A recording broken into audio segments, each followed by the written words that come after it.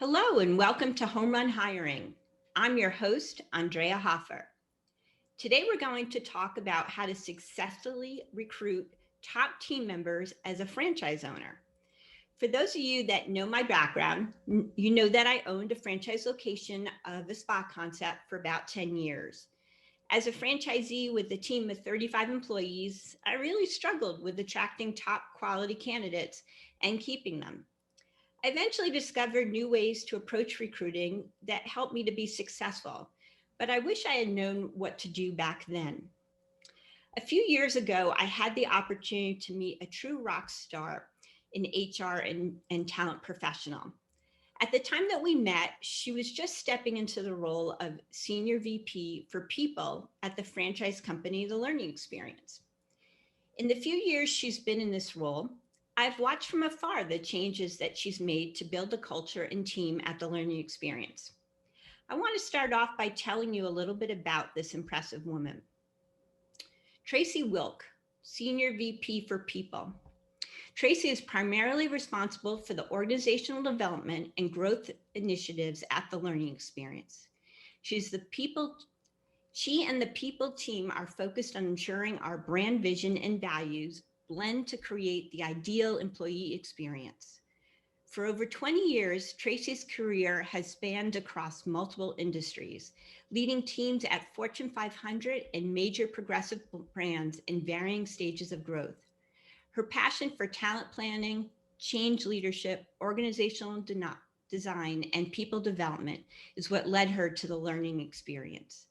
Prior to joining the learning experience, Tracy's work experience included leadership roles at Starbucks Coffee, Coach, Rag and Bone, Bolt.com, and Delia's.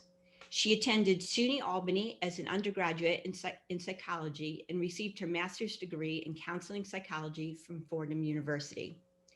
Tracy, her husband, and two teenage children, Ryan and Alexa, relocated to South Florida from New Jersey, and she does not miss the Northeast winters.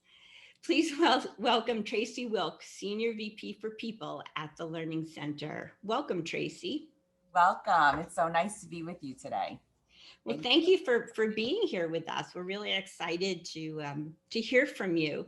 And I know I just read your bio, but could you start off just telling us a little bit about your background and how that led you to the learning experience?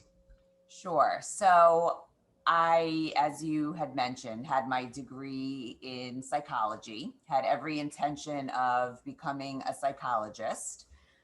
I find that many that eventually move into a role in human resources tend to get there accidentally, which is what happened to me. Mhm.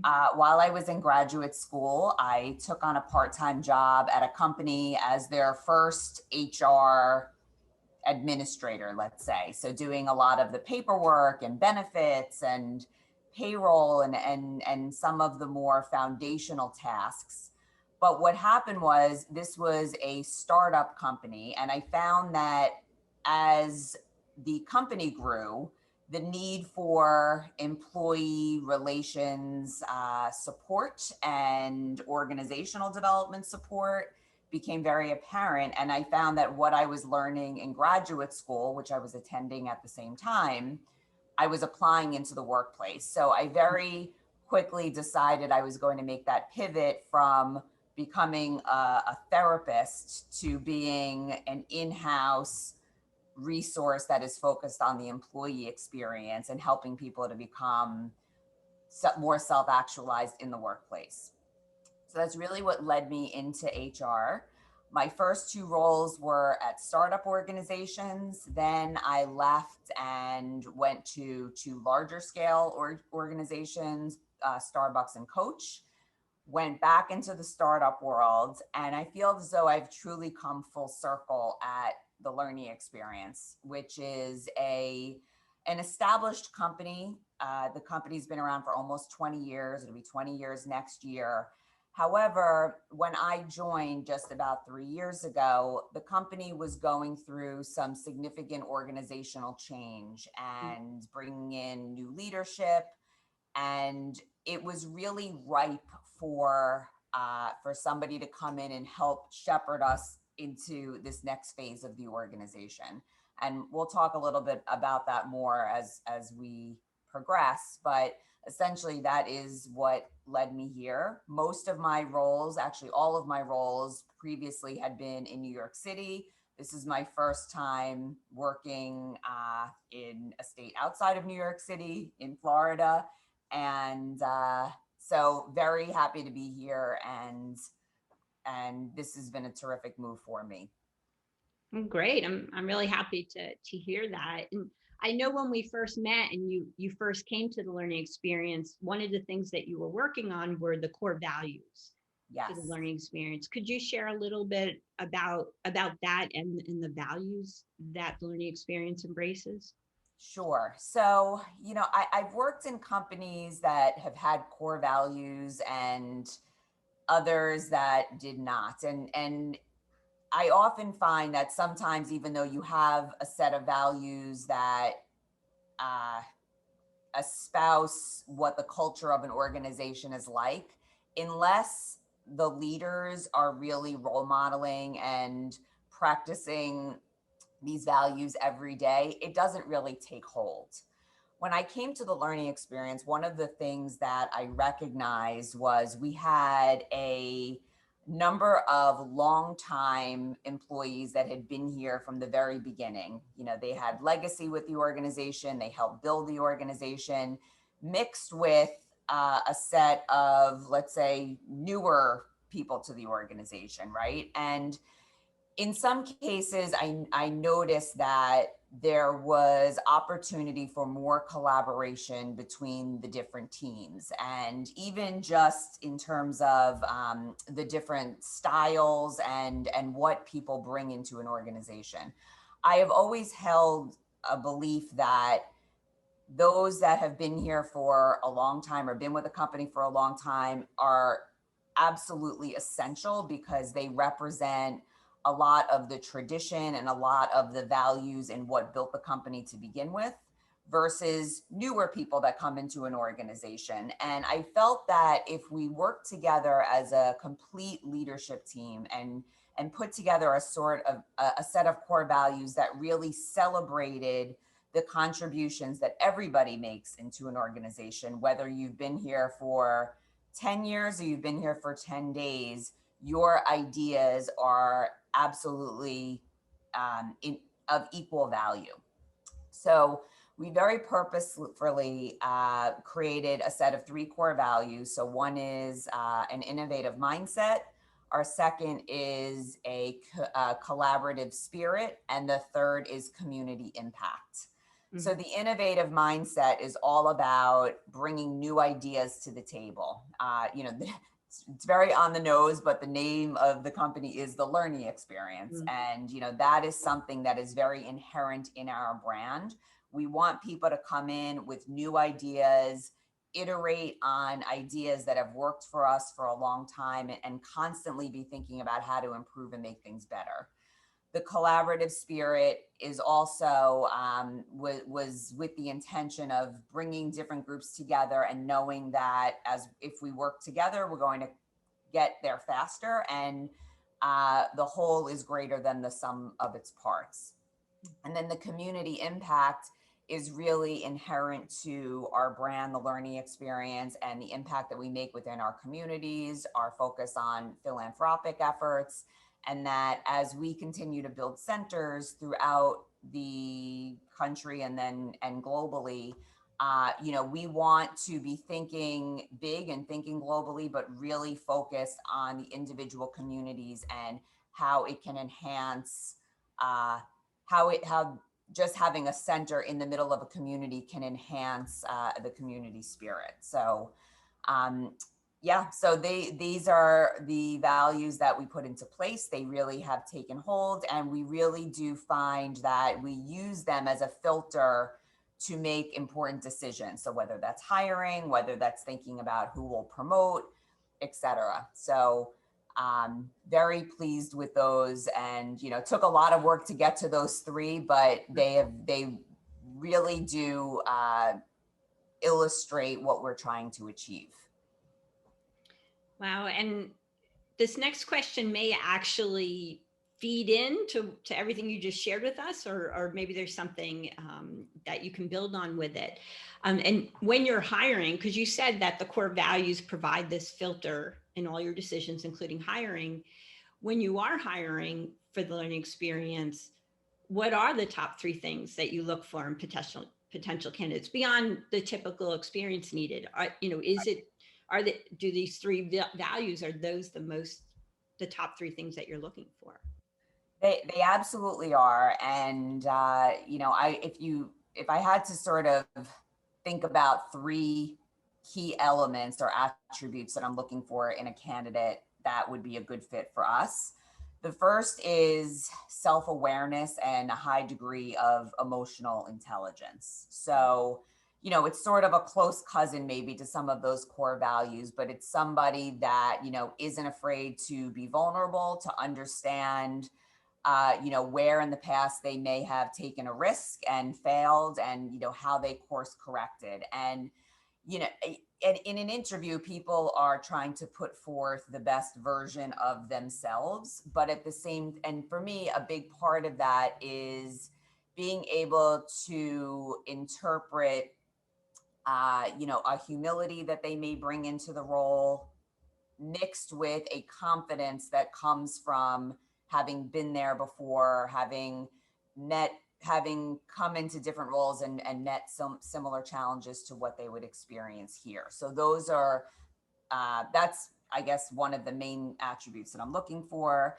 The second is very similar, I think, also to an innovative mindset, is a growth mindset, right? So it's understanding that there is always a different way to look at a situation. The thing that we never want to hear from somebody is, this is the way I've always done it, or this is the way it's always been done, and thus we should, continue along that vein. There needs to be elements. You don't want to lose who you are as a brand and what makes you great, but having the ability to consistently think through, okay, here is something I did, and being able to have the element of hindsight to think, here's how I could have done it differently to even have had a better outcome or a faster outcome. And then, I would say that the last thing that I look for, particularly when we're hiring in the corporate office, one of the things we talk about a lot here is this notion of a T-shaped employee. So a T-shaped employee are those that have the broad view of a function and all of the different elements in that role, and can be strategic and really think through, all of the factors that may help us to get the initiative accomplished. But coupled with that is the ability to go narrow and deep, and to roll up your sleeves and to really understand a situation from the ground up, and to get that context.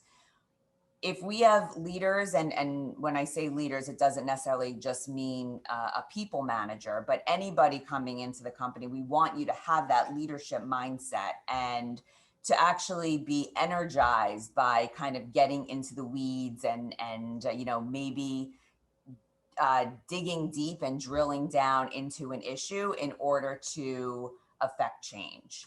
So those are, I would say, the three things that I'm really most interested in talking to candidates about. Interesting. Would you say that this has changed over the years for you, of what you look for in candidates, or even has it changed as you moved from one organization to another? I think that it's not that these things weren't always important, but I think that as I have grown in my career and I have seen what has made people successful and what has hindered them, it has become much more glaring, right? So perhaps in the past, we may have been much more focused on a specific experience or technical skill set that somebody brings into a role. And that is often very critical, but to me now I see that that's what gets you entry into a role. But in order to then be successful, you really have to have those other attributes. So I think that I have probably changed my line of questioning in my interviews to be less focused on the technical parts of the role, and particularly in, as I'm interviewing a candidate versus maybe the hiring manager, who I know can really assess whether they have that technical skill set. So I think that maybe earlier in my career, I spent a little more time in those conversations focused on those technical skills and not as much time on these other elements. And now that pendulum has swung in the other direction. Interesting. Different things become important as we learn more and grow more. What would you say are some of the challenges that you've run into when hiring, specifically for the corporate owned learning experience locations? Right. So, we have about 350 centers, many more in development. And the majority of our centers are franchise. However, we do have about 10% of our centers are corporate owned. And what I think what has really worked about that model for us, at least from a people perspective, is that we can pilot and we can try things and establish best practices in our corporate locations, which then we can offer up to franchisees as examples of best practice. And here is what has worked for us. And, you may want to try the same. So when we focus on our corporate locations, I think that, number one, I guess on a more technical level, is oftentimes when we use job posting boards to find teachers, let's say, in our centers, the filter is quite wide, right? So what will happen is you go into the job posting and you see who's applied, and you may have 200 applicants for one role, and there's people that maybe don't have the requisite skills, or they're not really looking for a teacher job, but they're just sort of flooding an inbox with the resume. So sometimes when you're dealing with hourly positions and an applicant tracking system, you kind of have to wade through a lot of, and there's often spam in there. So there's those elements that, from a technical perspective, we try to help them out with, and setting up filters that will naturally only put people into the role, that only put resumes into those jobs if they actually have the requisite experience and qualifications for the job.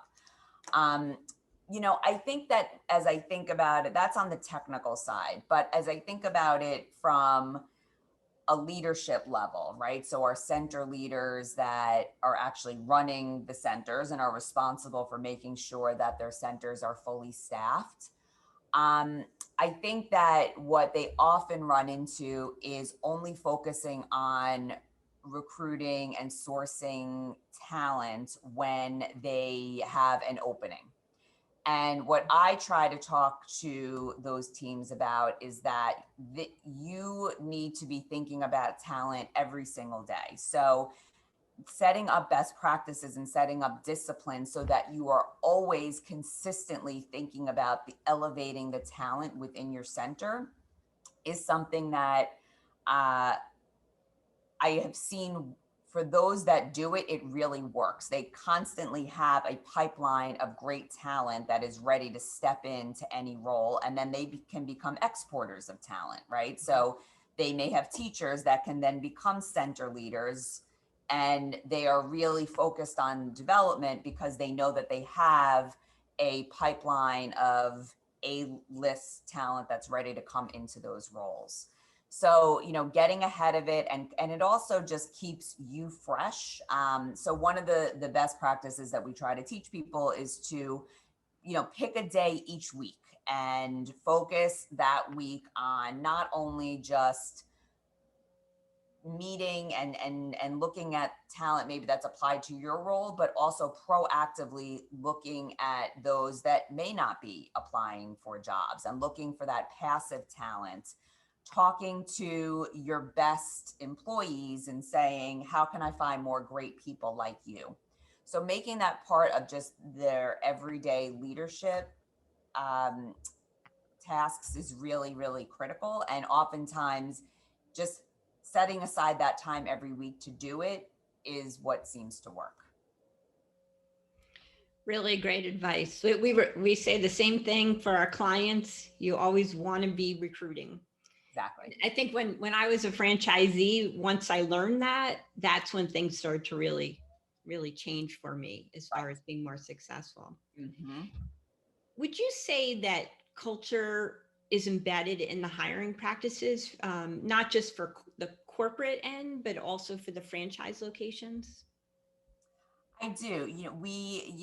As mentioned, the core values and culture really do stem from the top. So when we bring new franchisees into the learning experience, a big part of their immersion is immersing them in the values and talking to them about what makes a great franchisee and what makes a great center leader, what makes a great teacher, and using, as I mentioned, those as filters for making hiring decisions. So we really embed it within the franchisees themselves as they come into the company. It's really been interesting for me. Most of my background, as we discussed, has really been in retail HR. So the learning experience and supporting franchisees from a people and a talent perspective has been new for me, but such a great challenge and so interesting in that, because of joint employer legislation, we can't get overly involved in their hiring practices. However, as mentioned, we can share with them our best practices and what has worked for us. So I see, as the head of people, my role to provide the tools and resources for our franchisees to be successful. And a big part of that, if we take the approach of our culture and our values and what makes the learning experience a fun place to work, and really encouraging the franchisees to utilize that as a means to attract talent to their centers, it's really a win-win. Mm. And what are some of the biggest challenges that you see these franchisees running into when it comes to hiring? I think truly it's as a franchisee, they're trying to get their business off the ground, and there's uh,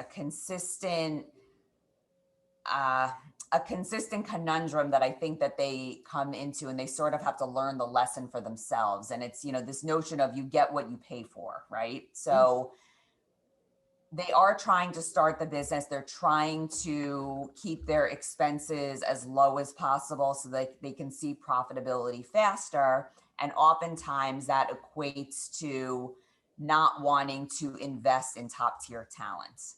And what we try to explain to them is that, if you hire at the bottom of the pay scale, you're not going to be able to attract the type of teacher you want in your centers, the one that is going to essentially increase their enrollments. So they have to take the long view up front, which is very difficult when every dollar counts and they're trying to manage labor, and particularly in childcare. There are certain ratios that have to be met within the classrooms, and it's really getting them to understand that investing in more experienced teachers and investing in employees, and often, paying more than you may have wanted to pay when you originally putting your projections together, is really going to help you in the long run.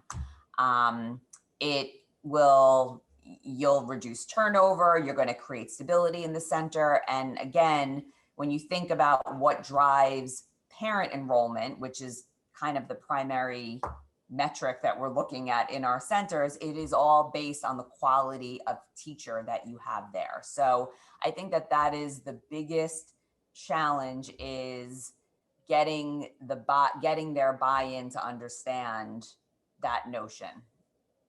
Hmm. And I would think that that's an important advice for any franchisee of any brand when it comes Absolutely. to hiring. What Absolutely. about, do you have some advice for the people leader of a franchise brand? What advice would you give to them to help their franchisees be successful? Yeah. So if kind of using that as a thread, when we do our initial immersion and training with franchisees, that uh, case study, if you will, is something that we talk to them about upfront. And we'll talk to them about franchisees and that maybe had made that mistake up front, and they could have got to profitability a lot faster if they really focused on finding top tier talent and weren't afraid to pay them as such. So, that is, I was, as a people leader, as you think about the immersion and the training of your new franchisees, that really, really needs to be a primary element.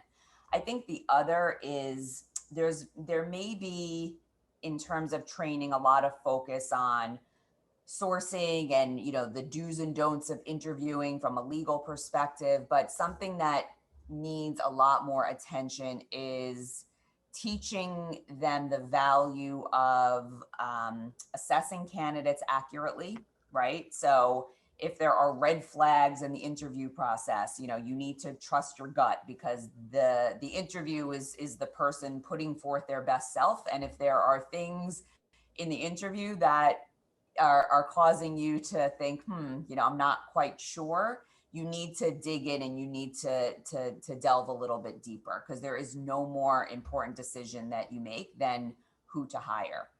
So those are some of the, I think, important elements. Great. Well, I really appreciate everything you've shared today. Before we sign off here, if anybody is interested in learning more about the Learning Experience franchise, or even learning about working for the Learning Experience location, one of the locations, what's the best way for them to get information? So I would direct them to our website, thelearningexperience.com.